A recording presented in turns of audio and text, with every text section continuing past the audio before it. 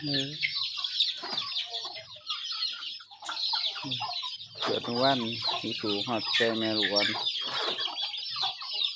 มึงเอาอีก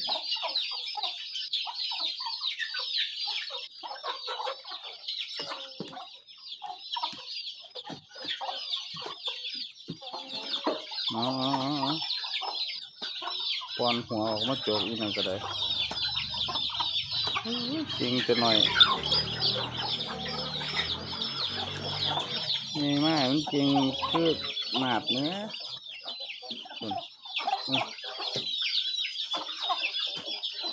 ปวดท้อยัง3 เดือนนี่ละมั้งนี่อายุเป็นไงปวดหน้าแดงพร้อมสูหอดใกล้แม่ลูกอ่อนอีกโอ้